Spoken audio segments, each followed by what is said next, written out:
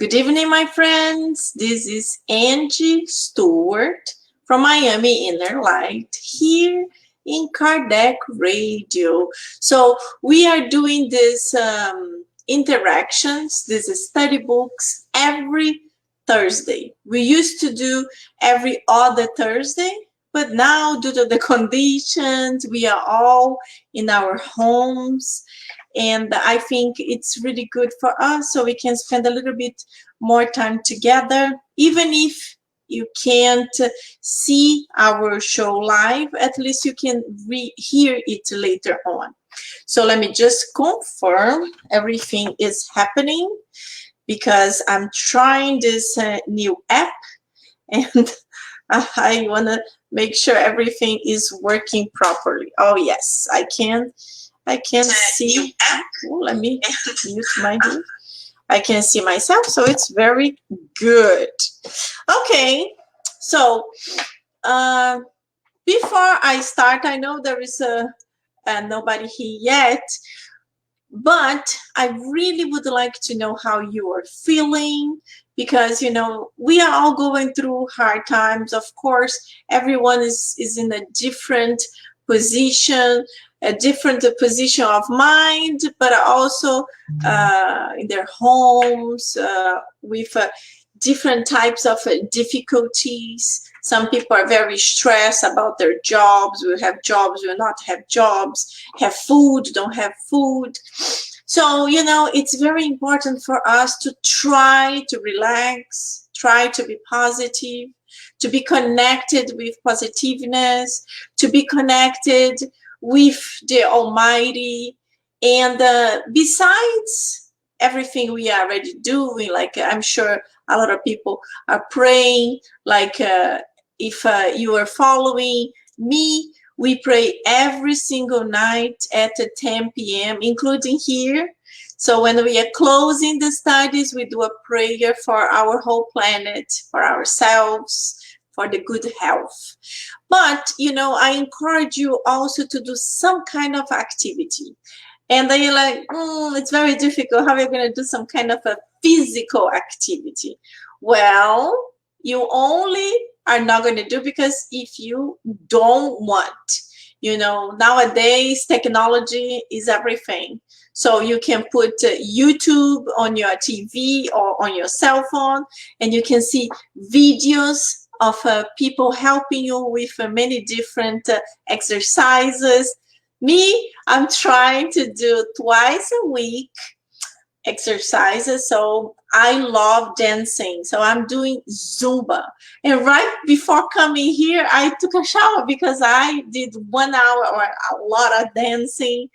And, you know, it produces a lot of good energy in our physical bodies also. So we need this. So if you can, put your furniture sideways, put the table, the couch, and exercise your body. It will bring so much good to your mind. You have no idea.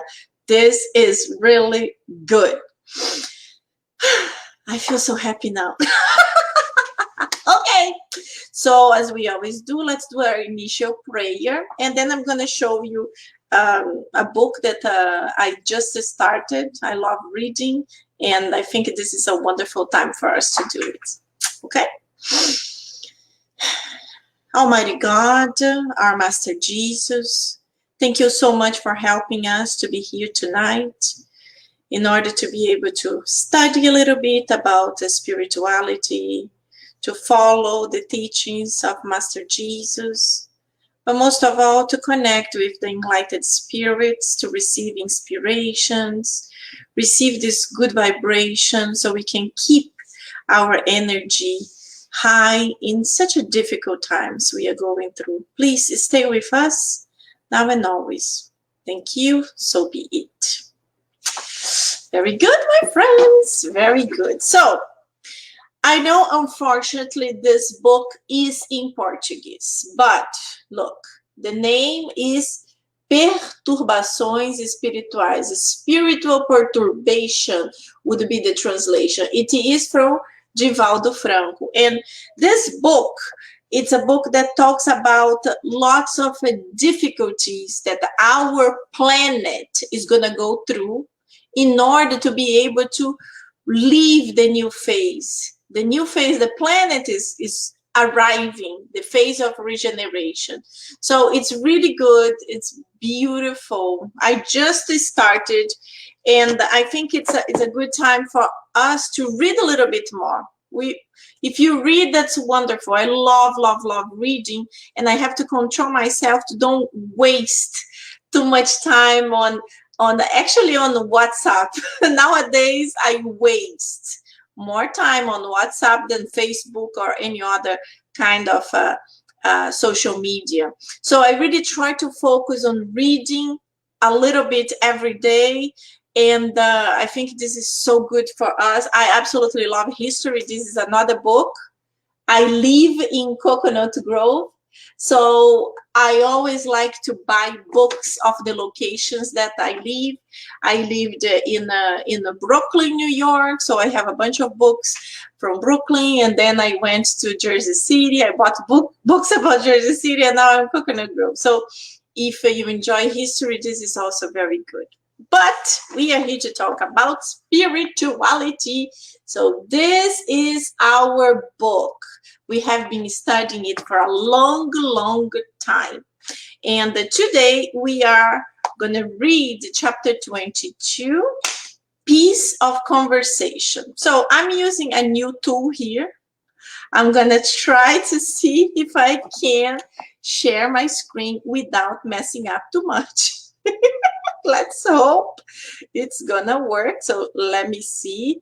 Okay. Oh, I think it's working. Very good. So let me put a little like this, like this. So piece of conversation is a text that was written by Brother X. I already explained to you guys in the past who was Brother X, but I think it's good to read again. So his real name was Humberto de Campos, and as you can see here, he was a member of Academia Brasileira de Letras. So he was a writer, he was a poet, he wrote many books. He is specializing in short texts, and he was extremely intelligent guy, and he died very young. Look, 48. At 48 years old he died in the apex of his career. So he was very famous when he died. So his family was lived much longer after him. So as we know, he had problems because through the mediumship of Chico Xavier, this is the Wikipedia of Chico Xavier. So through the mediumship of Chico Xavier, he wrote many books, and he started with poems. You can come to the Wikipedia later on. I will post all the links in Miami Inner Light, so you can check it out. And you can see here 1.4, the lawsuit from the widow of Humberto de Campos. Because when Chico Xavier published the book, he mentioned that some of the chronics were from this spirit. And then, long story short, the family didn't believe in spiritism, didn't believe in spirits, but if you're saying it's from my husband, so you have to pay me. So it was difficult for Chico Xavier. He ended up in jail. So it was really tough for him. But thank God, later on, everything was decided positively. Chico was able to get out of jail, but the spirit of Humberto de Campos decided not to publish any chronics anymore with his own name. He was going to use a nickname in order to be able to protect Chico. He didn't.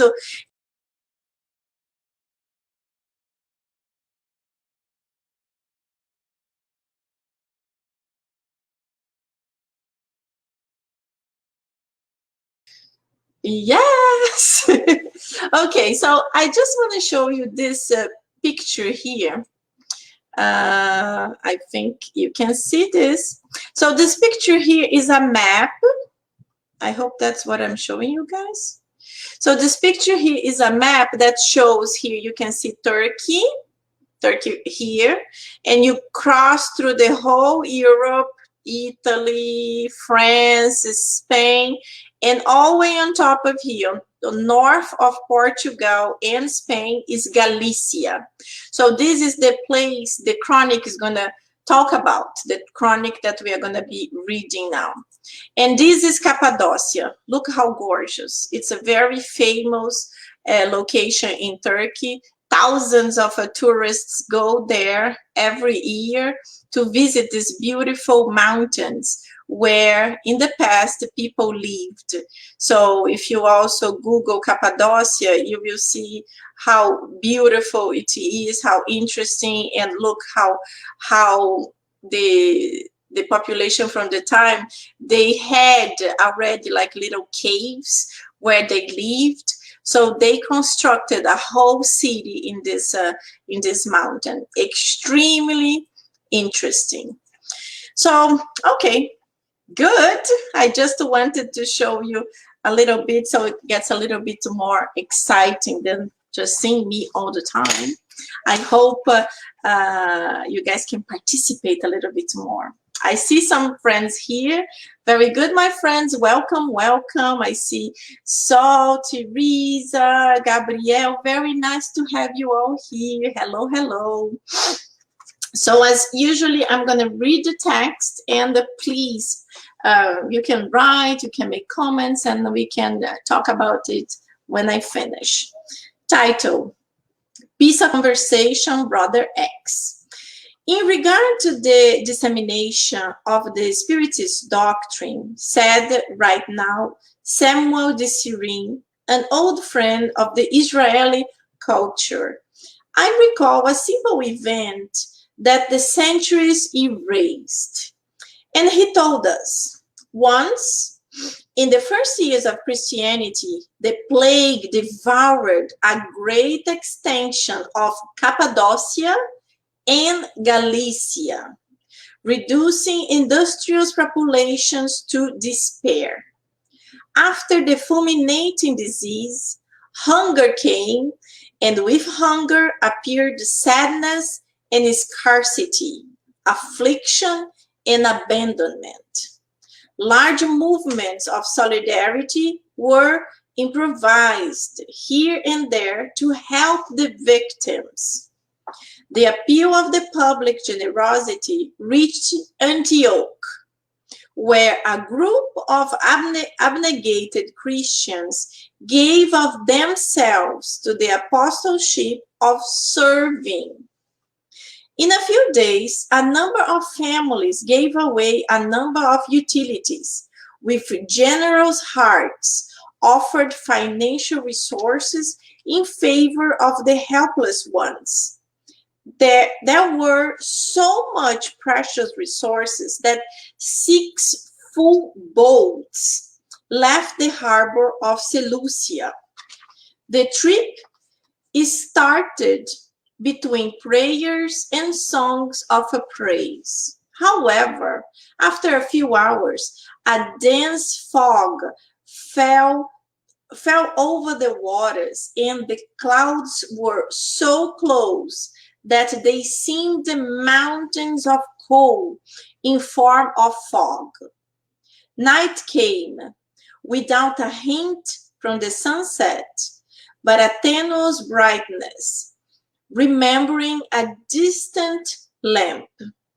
After a long period, under the agitated wave, the beneficent fleet was thrown to massive cliffs, breaking up in pieces at the encounter with the rocks. The lighthouses of the neighboring island were out because the lighthouse keepers forgot to turn them on, and the precious cargo was completely lost. This old passage and the This old passage, my friends, illustrates the need of careful dissemination of Spiritism in all directions. Undoubtedly, we all need goodness that helps the body and heals its ills.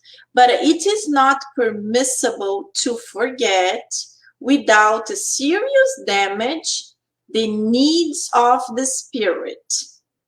This is the observation of one of the experienced friends that accompany us in the trip while in conversation with us in this pleasant evening. I write it down through the mediumistic pencil as a template before I get back to his company. Because today we tenderly read here the unforgettable advice of Allan Kardec, without charity there is no salvation, it will be fair to add, with our respect to the memory of the codifier, that without light there is no pathway. Paris, France, August 23rd, 1965. So as you can see, the mediumship of Chico Xavier and Valdo Vieira, one of the two, wrote this piece from the spirit, Brother X, that was having a conversation with this other spirit, Samuel de Sirene, who was an old friend from the Israeli culture, and he told us this story, this old story. So it's interesting for us to think about this, because plagues, viruses happen through the whole time. This is not the first time and will not be the last time. And as we know from the Spirit's book, when we study the law of destruction is one of the many laws, and it will continue happening. And it depends when God thinks it's important for us to evolve faster. I know it's hard. A lot of people say, this is crazy. Why we have to evolve through destruction? Thousands of people die every time a tsunami comes, an earthquake, and this and that. Yes, this is true. But I already explained here before that this is a way for us to evolve faster. Because unfortunately, we are not spirits that are able to evolve quickly through love. We always have issues. We always have a hard time to evolve through love. So many times we need to evolve through pain in order to evolve faster. And we know that every time there is pain, there is a lot of pain, people get together to help each other. And this is very beautiful.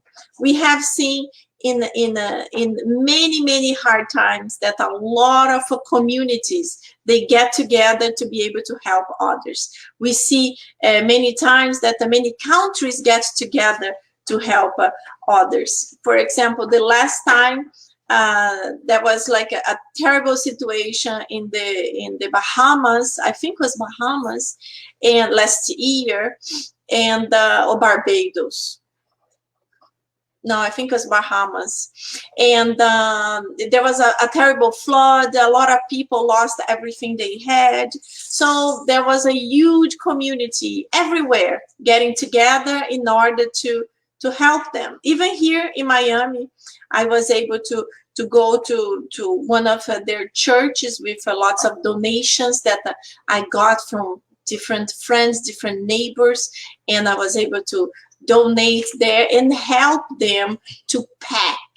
They were packing many bags to be brought there and to help people. So in these difficult times, that's when we see the real love from people showing off and finally helping. And when we bring it to right now, we see a lot of celebrities, a lot of people helping, donating huge sums of money to help to discover to, to discover vaccines, to develop vaccines, and this is beautiful. And we want more this. We want more and more and more this. Even with us, you know, maybe you say, oh, but what can I do? I didn't do much. But we can always do something. We can always do. And, you know, like I mentioned here in my neighborhood, we have the Facebook of the neighbor that I call Nextdoor. So in Nextdoor, I saw a lot of advertisements of people offering themselves to go to the supermarkets or pharmacies, to elderly people or to people that couldn't leave their home. So it's always, we can always do something. We can always do a little bit. And even if, for example, you have someone that works for you, and this person, you cannot have this person working right now because it's dangerous. You don't want this person to be risking to get sick or to your family to get sick. So if you can make an effort to help this person, to pay this person, even if this person is not working, this is a blessing. This is your personal little charity. So this is very good. And coming back, let me see if there is anyone here. And aha, oh, I'm learning. You see, so this is so cool. I like this new feature. So Saul said, I have this book, I need to read it again. Are you talking about Perturbações Espirituais? It's a great book. It's a really good book. Read it again, read it again. So when we come back here to the story, it mentions exactly this. It mentions in this time from Cappadocia to Galicia. It's a very long region, as I mentioned, as I showed before. Let me see if I can show the map again, how far it is. I don't know if you can see it. I'm still learning with my new tool. So yes, look, it's really far away. You can see Turkey to Galicia. So as this story says, from Turkey all the way through this to Galicia, they were all having very difficult issues with hunger. So here is what he is saying again. The plague devoured a great extension of Cappadocia and Galicia, or Cappadocia and Galicia, not through it, but Cappadocia and Galicia, reducing industrious populations to despair. So after fulminating disease, hunger came, and with hunger appears sadness and scarcity, affliction, and abandonment. So we know this always happens, and we know the population gets desperate.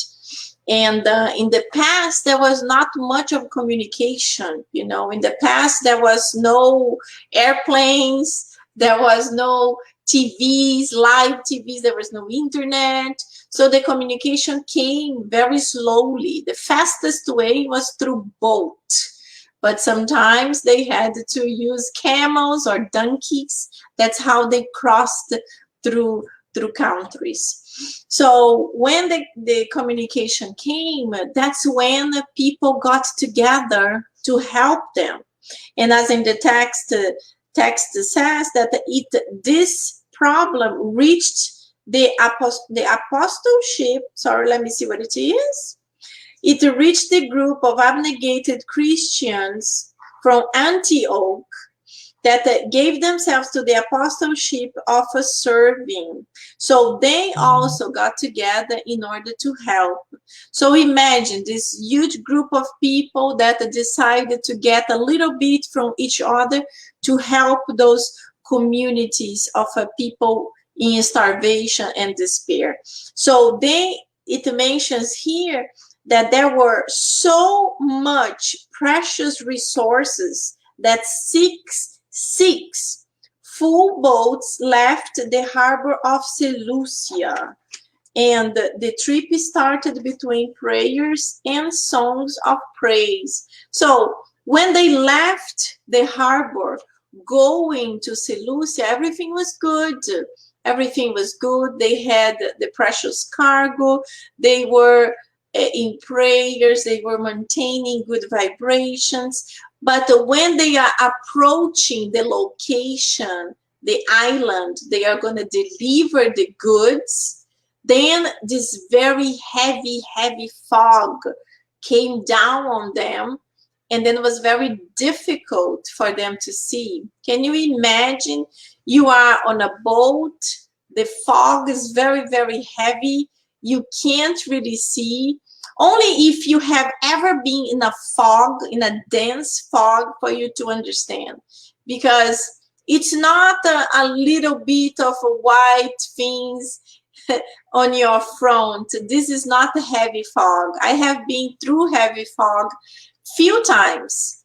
And one time in Búzios, actually. Búzios, Rio de Janeiro, Brazil. And yeah, it's like heavy fog, yes.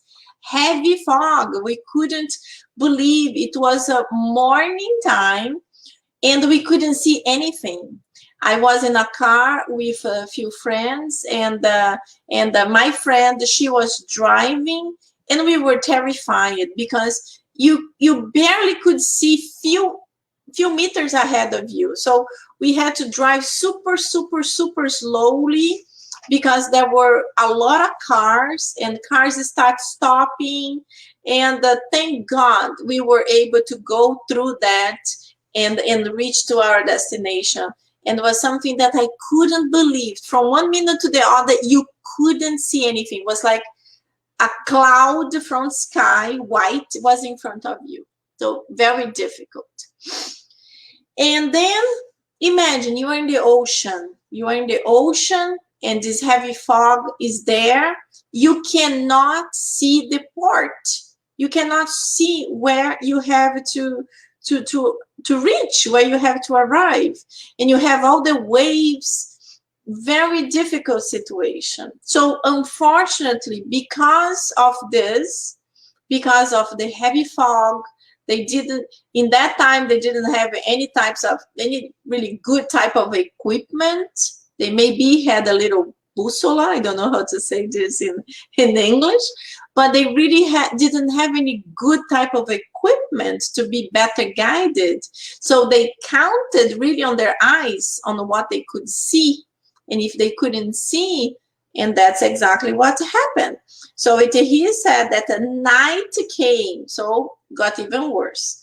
Night came without a hint from the sunset, but a tenuous brightness. Remembering the distant lamp, after a period under the agitated wave, the beneficent fleet was thrown to the massive cliffs, breaking up in pieces at encounter with the rocks. And then the lighthouses of the neighboring island were out because the lighthouse keepers forgot to turn them on. So what is the message from this? It's difficult for you to grasp the message from the text. The people who got together, extremely solidary people, so they very charitable, so they collected from the few things they had to give away to this community that needed so much. But the community really didn't, how can I explain better? The community, to be able to receive, you have to be prepared to receive. You have to have open arms, open hearts. You have to turn on the light of your heart, but of course, also the light of where you live. So people that want to help you, they can see how to reach you, how to go there, how to find you. So these are, there are two interpretations that you can think about. You can think about these two, that they needed physically help, but also spiritual help. So was really a lesson for them to receive. Because for us to be able to help someone, that person needs to be open to receive the help. Yeah, sometimes it's easy for us to, oh, this is a bottle of water. Here's, oops, what is the bottle? Here is for you. But if that person is not prepared to receive that bottle, maybe she's going to lose it. Maybe she's not going to see it. Maybe it's not the time for that person to give the real value of that water. That's what the text is trying to explain to us. So everything has the correct time. There is a correct time for us to give, but there is a correct time for the people to receive. We can't have the same type of interpretation in a Spiritist center.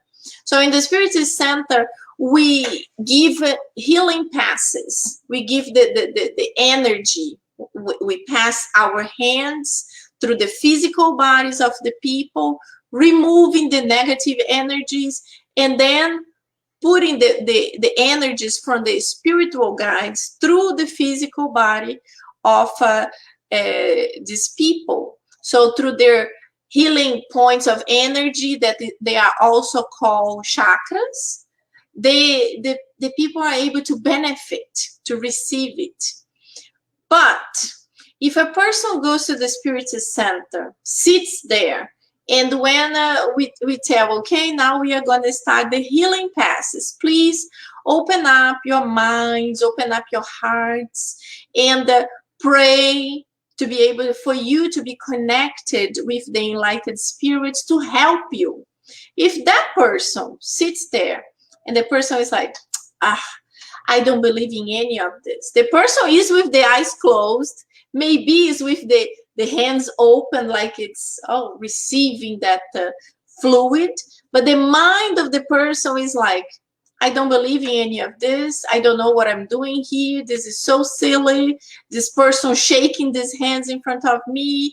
I can't wait to get out of here. This makes a wall of cement between you and the enlightened spirits. It makes it much, much more difficult for the person receive this energy. Yes, there is a small percentage of people that even if they don't believe and they don't accept and they are saying no, no, no, they still will benefit because they have merit. But this is a very small percentage of people, because we know the enlightened spirits, they have to work extra hard in order to be able to give you this spiritual treatment. So if you go there and you open up and you still don't believe, you still don't understand, but at least you're like, I am here. I don't understand this. It's very strange for me, but I need help. So let me just try to be positive. I don't know what they are doing, but God, please help me.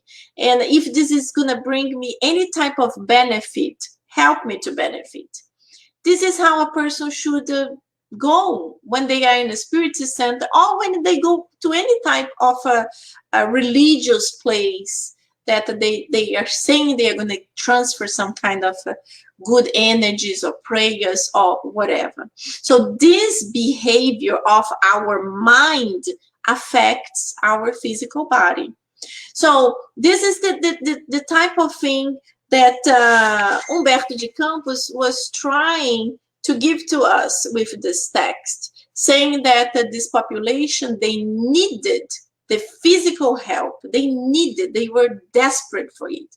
But maybe it was not the time for them to receive it yet, because they were not prepared to receive that. They forgot to turn on the lights of the lighthouses, but also of their hearts. So we understand that God has these different ways teaching us important lessons. So many times it's very hard for us to accept, it's very hard for us to understand, but that's how God helps us to understand. And then the author, his name again, Samuel de Sirene, he continues talking about it. So he says, the lighthouses of the neighboring island were out because the lighthouse keepers forgot to turn them on, and the precious cargo was completely lost. And then this old passage, my friends, illustrates the need of careful disseminating the Spiritism in all directions. Undoubtedly, we all need goodness that helps the body and heals its ills. But it's not permissible to forget, without serious damage, the need of the spirit. So the spirit needs to be prepared. So we know if the spirit is not prepared, the spirit will have to endure that a difficult time for a longer period of time in order to fulfill the needs of that spirit. So this is what he's trying to explain. And then the last paragraph. This is the observation of one of the experienced friends that accompany us in the trip while in conversation with us in this pleasant evening. So this is Humberto de Campos describing his friendship with the spirit that told us the story. So he said he's writing, so he cannot forget, and he will go back to talk to his friend. And because today we tenderly read here the unforgettable advice of Allan Kardec, without charity there is no salvation, it will be fair to add, with our respect to the memory of the codifier, that without light there is no pathway. So that's what he's mentioning. Without light, the lighthouse, the light of our spirits, there is no pathway. So if we don't have light, we cannot see where we are going. We are going to walk like blind without knowing exactly where we should go. So this is beautiful lessons. It's profound. Needs a lot of deep interpretations to fully understand it. I hope I did a good explanation, trying to tell you guys about it. And we actually ended in time. I can't believe it. So we are going to go now to this other beautiful book, The Gospel According to Spiritism. You guys didn't write anything, didn't comment anything, or is it too difficult, or it was too easy? I don't know. How are you all doing? Is everything good? Are you all hanging there, trying to be positive? It's not easy, guys. It's a tough time, but you know, we have to keep our light on. We have to keep it. We have to start feeding our light with all positiveness that we can. So this study and so many other studies are helpful. So let's exercise this wonderful tool that we have, Kardec Radio. There are so many beautiful books and a lot of people doing a great job. There are a lot of people, a lot of good speakers that are using YouTube and also Facebook and different types of social media. So you can, you know, enjoy this time that we have to be more focused on ourselves and in our families, so we can actually benefit from it. So, Gospel According to Spiritism, we are on chapter 7. Chapter 7, the title is Blessed Are the Poor in Spirit. So last time we started the item, whoever exalts himself shall be humbled. And we were talking about that many times people like to be important. And we were talking about the situation of the wedding feast that Jesus was explaining. If you are invited to a wedding feast, be careful where you're going to sit, because if you take a very important seat, maybe the person that invited you is going to say, hey, I'm sorry, Angie, can you please give the seat to my mother, because this is the seat for the family, and can you sit away in the back? And then the person who actually sat there in the front seat feels bad. So Jesus was saying it's much, much better when you are invited to someone to sit in a simple place, in a simple location. Because if it is to be the person that invited you really wants you to be there, he was going to go all the way in the back and say, hey, Angie, come here. Can you sit here? I want to introduce you to my family. So this is just an example to help us to understand how is important to be humble. Jesus is explaining that the little ones, referring to the children, to the little children, are the ones that are going to go to heaven, because they have their hearts are humble. They are poor in spirit. They are simple. So this poor in spirit doesn't mean to be ignorant. There is a lot of a bad interpretation, people that really couldn't understand what Jesus was saying, and that they made a lot of confusion. But that's what Jesus wants to say. The people that are humble, the people that are simple, the people that don't want to show off, oh, I'm super important, I'm smarter, I'm the best. Because these ones are arrogant. These ones are not gonna go to heaven, if you can think of a good, positive place. Because those, they still have a lot of things to go through, to learn. They still have to go through a very tough learning process. There is a story that I remember that I think it was Divaldo Franco who taught this story in one of his thousands of lectures. And it talks about a spiritist speaker. So this spiritist speaker, he was really good. He had all the books memorized. He had this power of speaking, and everybody was hypnotized when he spoke because it was so beautiful. And he described the stories, and he was always saying what was good, what is wrong, how to behave. And then one day he dies, like we will all die. One day he died, and he woke up in the spiritual realm in not a good shape. So instead of waking up there full of light, surrounded by enlightened beings, enlightened spirits that he used to talk about, he kind of woke up in not a good place, surrounded of not very good spirits, and requiring a lot of help. So his spiritual guide was helping him to recover, that he could kind of wake up. And when he was feeling a little bit better, but is still sick and in not very good region, he told his guardian angel, it's very strange how I am here. I always spoke about spiritism. I used to speak to thousands of people. I help thousands of people. I am in a wrong place. Something is wrong. This is not right.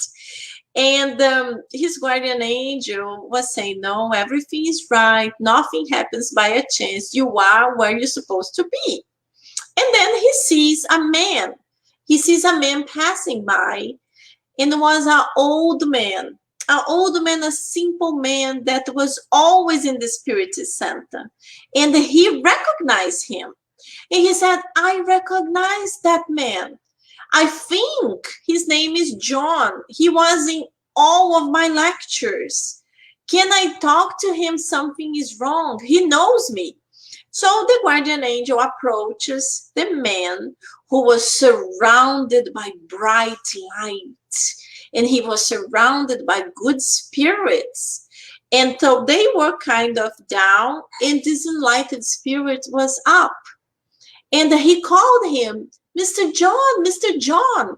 And Mr. John saw him and said, "Oh, how are you, my son? You arrived here." And he said, "Yes, Mr. John, can you tell him," the guardian angel, "that I was the speaker. I was the speaker in the Spirit Center that you saw so many times, that I used to talk to thousands of people." And Mr. John looked to the guardian angel and said, "Yes, yes, he was the speaker, and I used to be there all the time. I had a very tough reincarnation. I was a very simple man, uneducated. I worked very hard with my hands. It was a very tough life. But I'm very proud that I was able to follow all your instructions." And then the speaker said, "Yes, this is wonderful. You follow my instructions. I gave the instructions. So I don't understand how I'm here. I have to be there with you. I have to be like you in your condition." And then his guardian angel looked at him and asked him, "You gave the instructions. Mr. John followed the instructions. Did you follow the instructions that you gave to others?" And then he started thinking, "Yes, of course. If I gave the instructions, I follow them." And the guide said, "Are you sure? Can you reflect about it?" And then that's when the speaker started reflecting, and he started thinking how his life was busy, how he had to maneuver his work, how he used to get stressed, how he used to fight with people, how difficult was his life. He couldn't really do the charity that he was telling people to do because he was very busy. He had to do this, he had to do that. So he was kind of finding excuses for not behave as he was telling the others to do. So basically, Mr. John heard and did. And he, the speaker, was telling everybody the good things to do, but he himself didn't do it. So that's how we are going to arrive there. We are going to arrive in the spiritual realm in a good way or in not such a good way, depending on our own actions. So whatever we are doing here, we are building up our life in the spiritual realm. So if we really want to have a better spiritual awakening, when we arrive there, we are a little bit better. It's wonderful that we are here talking for myself and listening and studying. But the very, very important thing is really the practice. Are we doing what we are learning? Because every day we are learning, especially now of social distancing. We are all home. We are spending much more time connected or reading books or listening to lectures, studies. So we are spending a lot of time on doing this. But are we taking time to practice it? Are we exercising the power of forgiveness? Because we all have our difficulties with people. I'm not even mentioning enemies because, you know, enemies, it's more like things for the past, hopefully. We know there are certain situations that unfortunately people have enemies in their families and they are not able to forgive them. But this is the time that we have to exercise this power. This is the time that we have to really work hard and say, if I have this mother like this, it's because one of us made a big mistake in the past. And if she is not doing anything good in order to help our situation, I have to do it. And the same thing, brother, sister, kids or cousins or even friends. People that used to be your best friend, and unfortunately, for whatever reason, you don't talk anymore. Have you tried to approach this person to try to talk again? Maybe you did, and this person don't want anything to do with you. Oh, get out of here. Don't want to talk to you. Don't approach me. It's okay. You did your part. You tried. So if this person don't want, it's fine. You did it. So now it's time for you to pray for him, for her. Pray. Mentalize this person. And in your thoughts, ask for forgiveness. Send him or her good vibrations. Involve this person in a spiritual hug, telling him or her, I love you. Forgive me. Give me a chance. You know, maybe this is going to be a work for a lifetime. Maybe this is not, oh, you're going to do this and tomorrow this person's going to call you and say, oh, hey, let's hang out again. Maybe it's going to be for the next life. But you're already working. You're already working to help this process of healing to be a little bit better. That's what we have to continue doing, because if we don't do it, it gets more difficult.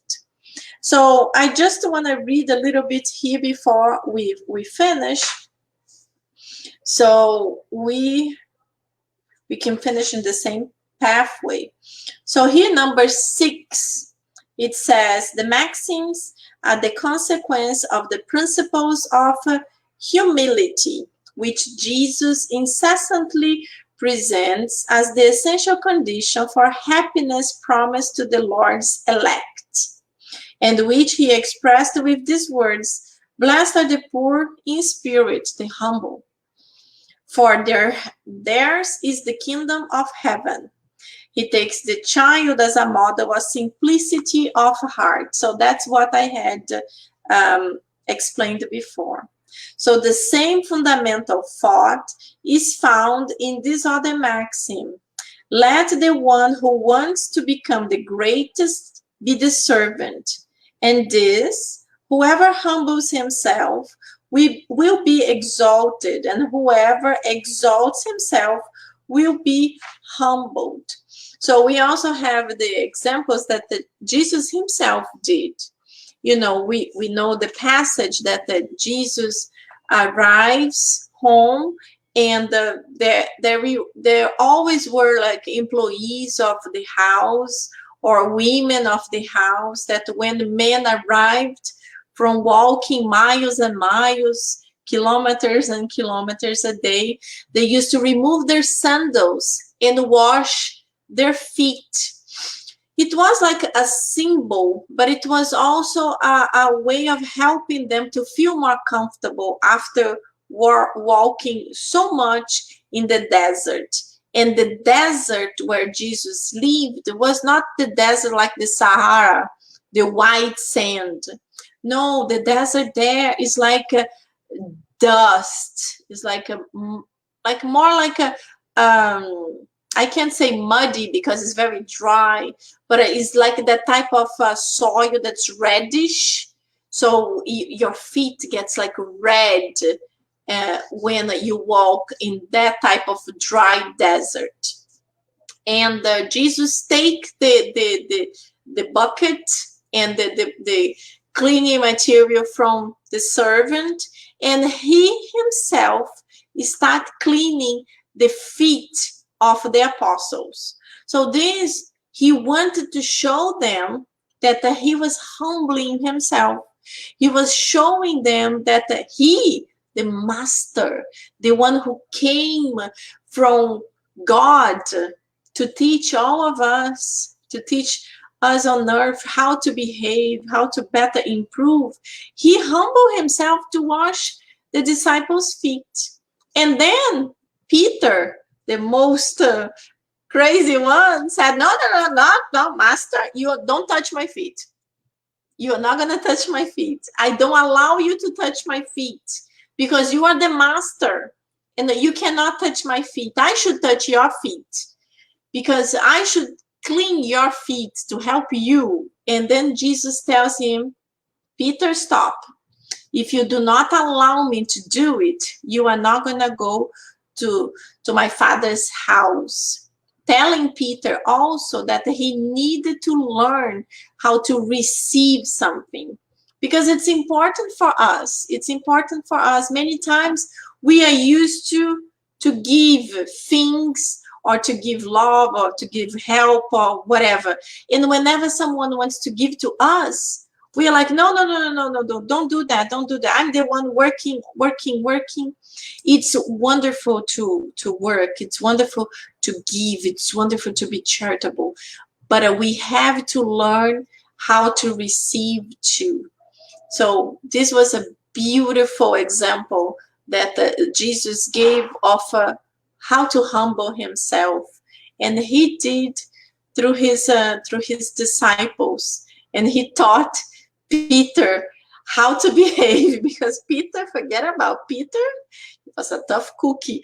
Peter, he was very much like us, and he himself had to be quiet and accept and understand when the master is talking, all the students learn. So that's how we have to behave. We have to take these beautiful lessons of the gospel and translate to our day actions, trying to understand, am I doing this good, and I'm behaving better? And I'm just like reading Teresa's back to first book, being ready to receive. You know, Teresa, some people are always ready to receive. Some people actually just want to receive. And we have to be careful with this too, because we have to do both. Of course, it's much more people are ready to receive than to give, but we have to do both, and it's beautiful. It's really a blessing to all of us. And my friends, it's 9:59. Time for our prayers, our prayers to involve our planet during this tough time of coronavirus. Let's just focus a little bit. I forgot to tell you to have your water bottle. I hope you have it, because the enlightened spirits will place their medication especially for you, and you can drink this water through the whole week. Don't let the water to finish. When the water is arriving here, put more water, do a little prayer, and then you can put more water again, so your medication will be there to help you through this time of difficulties that we are facing in our cities and in our beautiful planet. So let's all get together now and relax a little bit to pray for the benefit of our beautiful blue planet. Okay? Dear God, our Master Jesus, our guardian angels, all the spirits that protect us, that guard us, the spiritual benefactors of Kardec Radio, of Miami Inner Light. At this moment, we would like to ask you all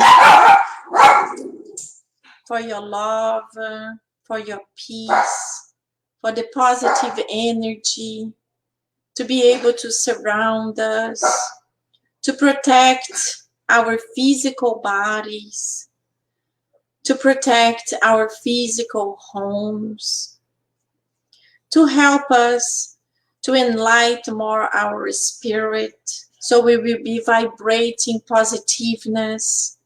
Whenever we meet someone that's negative, that's stressed, that's desperate, we will be able to share these good vibrations, calming down the person, helping the person to see that everything happens for a reason, that at this moment we need to be strong in hope, because better times will come and big lessons, important lessons will be learned. So, Master Jesus, surround our beautiful blue planet, surround all the people that are sick, that are trying to recover, protect them, guard them, and help all of us to go through this in the best way possible. Thank you so much. So be it. Very good, my friends. It was great being here with you. This was a blessed time. I hope you enjoyed, and I'm looking forward to seeing you again next week. And let me know if you wanted to know anything different. I was thinking maybe I could start doing the study or doing a lecture or making comments about certain things before we go in the lectures. I'm open to any kinds of comments, okay? Thank you so much. God bless you all. Have a great week, and hopefully we are gonna all continue with our positiveness super high, helping all the people that are not that good yet. Let's share love. Thank you. Bye.